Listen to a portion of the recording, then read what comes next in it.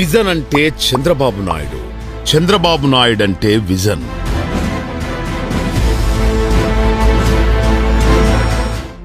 ఒక వ్యక్తి తన కోసం, తన ఇంటి కోసం, తన కుటుంబం కోసం మహా అయితే సంవత్సరం లేదా 2 సంవత్సరాలు ప్రణాళిక చేయగలడు. కానీ తన వారి కోసం కాకుండా తన రాష్ట్ర అభివృద్ధి కోసం, తన ప్రజల కోసం, తన ప్రజల భవిష్యత్తు కోసం, దారిద్ర్య రేఖ దిగువ ఉన్న పేదవారి కోసం బహుకాల ప్రణాళికలు చేయగలిగిన ఏకైక మహా వ్యక్తి శ్రీ నారా చంద్రబాబు నాయుడు గారు.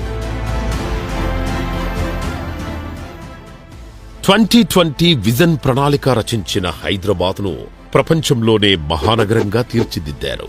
2020 నాటికి ఉమ్మడి ఆంధ్రప్రదేశ్ మొత్తం ఉన్నత స్థానంలో నిలబడాలని, ఆంధ్ర ప్రజలందరూ ఉన్నత స్థానంలోకి వెళ్లాలని కలలుగన్న చంద్రబాబు నాయుడు గారి కల కొన్ని అనివార్య పరిస్థితుల వల్ల ఉమ్మడి తెలుగు రాష్ట్రం 2గా విడిపోవడం వలన 2020 విజన్ పూర్తిగా నెరవేర్చలేకపోయారు. కానీ ఇప్పటి వరకు చంద్రబాబు నాయుడు గారు హైదరాబాదుకు చేసిన అభివృద్ధి ఈరోజు హైదరాబాద్ ఇంత అత్యుత్తమ స్థానంలో ఉంది.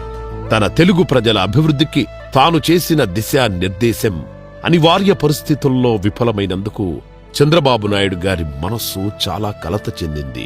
2014-19 5 సంవత్సరాలు ఆంధ్ర రాష్ట్రానికి ముఖ్యమంత్రిగా ఉన్నా కూడా రాష్ట్ర విభజన వలన కొత్త రాష్ట్రానికి నిధులు లేక కొత్త రాష్ట్రం నిర్మాణంలో తన మునకలై కూడా ఆంధ్ర రాష్ట్రాన్ని అభివృద్ధి వైపు నడిపించారు. కానీ 2019 నుంచి 2024 వరకు వచ్చిన ప్రభుత్వం రాష్ట్ర అభివృద్ధిని, రాష్ట్ర ప్రజల భవిష్యత్తును సర్వనాశనం చేసింది.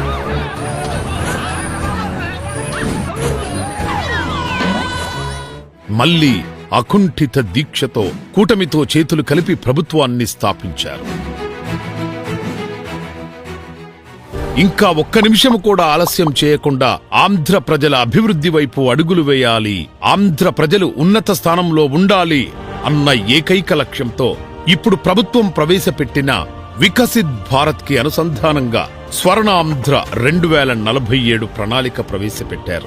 2047 నాటికి తెలుగు ప్రజలు ప్రపంచంలో ఉన్నత స్థానంలో ఉండాలన్న ఏకైక సంకల్పంతో ఈ స్వర్ణాంధ్ర 2047 విజన్ ప్రవేశపెట్టారు. ఈ స్వర్ణాంధ్ర 2047 విజన్ గురించి ఒక ఇంటర్వ్యూలో నారా చంద్రబాబు నాయుడు గారు మాట్లాడుతూ 2047లో 100 సంవత్సరాల స్వాతంత్ర దిన వేడుకల్ని మనం జరుపుకోబోతున్నాం. ఒక భారతదేశంలోనే కాకుండా ప్రపంచమంతా ఇండియన్స్ ఎండిపోయారు. ఇందులో తెలుగుదేశం పార్టీ రిప్రజెంట్ చేసేది తెలుగు జాతిని. అందుకే ప్రత్యేకంగా భారతదేశం బాగుండాలి, భారతదేశ పౌరుడిగా నా దేశం ప్రపంచంలోని అగ్రస్థానంలో ఉండాలని కోరుకోవడం నా బాధ్యత. అది నా దేశ భక్తి. ఎవ్వరు కూడా దీన్ని సంకేతించడానికి వీలు లేదు. మనందరం కూడా దేశ భక్తితో ముందుకు పోవాల్సిన బాధ్యత ప్రతి ఒక్కరిపైన ఉందని చెప్పి తెలియజేస్తున్నా. అదే సమయంలో తెలుగు జాతి ముందుండాలి, అగ్రస్థానంలో ఉండాలి. ఈ దేశ అభివృద్ధిని చేయడంలో ప్రథమ స్థానంలో తెలుగు జాతి ఉండాలనేది నా కోరిక. అందుకే తెలుగు వారిని కూడా పెట్టాను. స్వర్ణాంధ్ర 2047 విజన్ కోసం 10 సూత్రాలతో కూడిన ప్రణాళిక రచించారు శ్రీ నారా చంద్రబాబు నాయుడు గారు. పేదరిక నిర్మూలన, ఉపాధి కల్పన, నైపుణ్యం, మానవ వనరుల అభివృద్ధి, ఇంటింటి నీటి భద్రత, రైతు వ్యవసాయ సాంకేతికత, ప్రపంచ స్థాయి పంపిణీ వ్యవస్థ, శక్తి ఇంధనాల వ్యయ నియంత్రణ, అన్ని రంగాల్లో పరిపూర్ణ ఉత్పాదన, సమగ్ర విధానాలతో స్వచ్ఛ ఆంధ్ర, అన్ని దశల్లో సమగ్ర సాంకేతికత. డిసెంబర్ 12, 2024 నాడు విజయవాడలో ఇందిరా స్టేడియంలో స్వర్ణాంధ్ర 2047 విజన్ డాక్యుమెంట్ ని చంద్రబాబు నాయుడు గారు విడుదల చేశారు. స్వర్ణాంధ్ర 2047 విజన్ లో 10 సూత్రాలలో ముఖ్యమైనది పేదరిక నిర్మూలన అని చంద్రబాబు నాయుడు గారు ఉద్ఘాటించారు. పేదరికం ఒక సామాజిక ఆర్థిక సమస్య. ఇది దీర్ఘకాలిక సామాజిక సమస్యగా ఉంది. ఒక కుటుంబానికి అవసరమైన ఆహారం, గృహ వసతి, దుస్తులు అందుకోలేని పరిస్థితిని పేదరికం అంటారు. పేదరికమే అత్యంత తీవ్రమైన మానవ హక్కుల ఉల్లంఘన అని సుప్రీంకోర్టు ప్రధాన న్యాయమూర్తి జస్టిస్ కేజీ బాలకృష్ణ గారు చెప్పారు. పేదరిక నిర్మూలన కోసం ప్రతి ఒక్కరూ కంకణం కట్టుకోవాలని, విద్య, వైద్యం ముఖ్యమైన అవసరాలని, రవాణా అభివృద్ధి, ఆధునిక వ్యవసాయం, పారిశ్రామిక అభివృద్ధి, పేదరిక నిర్మూలనకు సోపానాలని, ఈ పేదరిక నిర్మూలన కోసం అందరూ కలిసికట్టుగా పనిచేద్దామని చంద్రబాబు నాయుడు గారు పిలుపునిచ్చారు. ఇప్పటికీ ఆంధ్రప్రదేశ్లో చాలా కుటుంబాలు పేదరికంతో మగ్గుతూనే ఉన్నాయి. 21% గ్రామీణ కుటుంబాలు ఇప్పటికీ పేదరిక రేఖకు దిగువనే నివసిస్తున్నాయి. ఆరోగ్యం, విద్య మరియు గృహాలు కొందరికి అందుబాటులో లేవు. మహిళలు, వృద్ధులు మరియు గిరిజనులు వంటి వారు ఇంకా పేదరిక సవాళ్లని ఎదుర్కొంటూనే ఉన్నారు. ముఖ్యమంత్రి నారా చంద్రబాబు నాయుడు గారు పేదరిక నిర్మూలన కోసం పునాది వేస్తూ కొన్ని సూత్రాలు ప్రవేశపెట్టారు. P4 public private people partnership, సాంకేతిక ద్వారా పౌరులను శక్తివంతం చేయటం. నారా చంద్రబాబు నాయుడు గారు పేదరిక నిర్మూలన కోసం కొన్ని ప్రధాన కార్యక్రమాలు ప్రారంభించారు.